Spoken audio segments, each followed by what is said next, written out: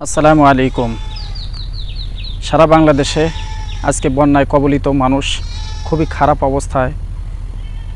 খারাপ অবস্থায় যখন ইউটিউবে ঢুকি, সোশ্যাল মিডিয়াতে যখন ঢুকি, তখন আমার ভাই বোনদের যে ভিডিওগুলো বন্যায় কবলিত যে সমস্ত মানুষ রয়েছে তাদের ভিডিওগুলো দেখলে কলিজার ভিতরে রক্তক্ষরণ হয়ে যায়। এই দৃশ্য দেখার জন্য আমরা কখনোই প্রস্তুত ছিলাম না। আসলে বাংলাদেশের সাথে ভারতের যে বন্ধুত্ব সম্পর্ক, এই বন্ধুত্ব সম্পর্ক আপনারা মনে করতে পারেন, কিন্তু বাংলাদেশকে কখনোই ভারত বন্ধুরূপে গ্রহণ করে নেয়নি। তারা তাদের স্বার্থের বাহিরে কখনোই যাবে না।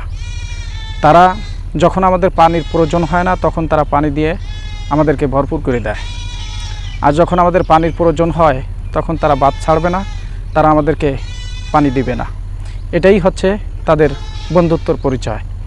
স্বাধীনতার পর থেকে আমরা দেখে আসছি যে আমাদের ভিতরে অনেকে আছে যে ভারতের বন্ধুত্ব বা ভারতের সাথে বন্ধুত্ব সম্পর্ক রাখতে চায়। অনেক সরকারও এসেছে, তারা ভারতের সাথে সম্পর্ক রাখতে চায়, কিন্তু আসলে কি তারা আমাদেরকে বন্ধু হিসেবে গ্রহণ করে নিয়েছে? কখনোই নেয়নি। এটা যদি আপনি স্বীকার করেন তাহলে আপনি বোকার স্বর্গে বসবাস করছেন। কারণ ভারত সরকার এমন একটি সরকার, ভারত এমন একটি রাজ্য, যে রাজ্যের মানুষ বা ওই রাজ্যের সরকার যারা থাকে, পূর্বের থেকে আমি ছোটোকাল থেকে দেখে আসছি, তাদের চুল পরিমাণ স্বার্থ যখন আঘাত লেগে যায়, তখন তারা নিজেদেরকেও চেনে না। সুতরাং ভারতের সাথে আমাদের সম্পর্ক কখনো বন্ধুত্বরূপে ছিল না। আমরা বন্ধুত্বরূপে যদি তাদেরকে গ্রহণ করতে চাইও, কিন্তু তারা আমাদেরকে বন্ধু হিসেবে গ্রহণ করতে চায় না। এটাই বাস্তবতা।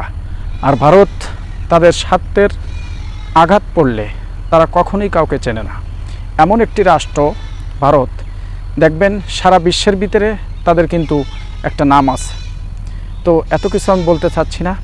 আজকে আমাদের যে সমস্ত ভাই বোনেরা আমাদের নোয়াখালীতে, ফেনীতে, সেখানে কি হিন্দু নেই, সেখানে কি খ্রিস্টান নেই, সেখানে কি অন্য অন্য জাতি নেই?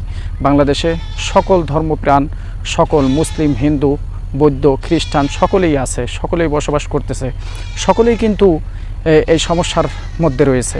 সুতরাং আমাদেরও কিছু করা উচিত, আমাদের পাশে তাদের পাশে এখন এগিয়ে যাওয়া উচিত এবং বাংলাদেশ সরকারের কাছে আকুল আবেদন করব যে ভারত সরকার যেমনভাবে বাদ করেছে, আমাদের পানির প্রয়োজন হলে তারা পানি দেয় না, আর আমাদের যখন প্রয়োজন হয় না তখন তারা পানি ছেড়ে দিয়ে আমাদেরকে বিপদগ্রস্তের মুখে ঠেলে দেয়।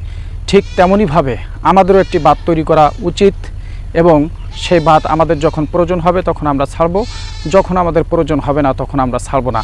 এই কথার সাথে আপনারা যদি একমত হন অবশ্যই ভিডিওটি শেয়ার করবেন এবং বন্যায় কবলিত যারা আছেন তাদের সকলের জন্য খাস করে দোয়া করবেন। আল্লাহ রাব্বুল আলামিন তাদের সকলকে জন্য হেফাজত করুন। আমিন।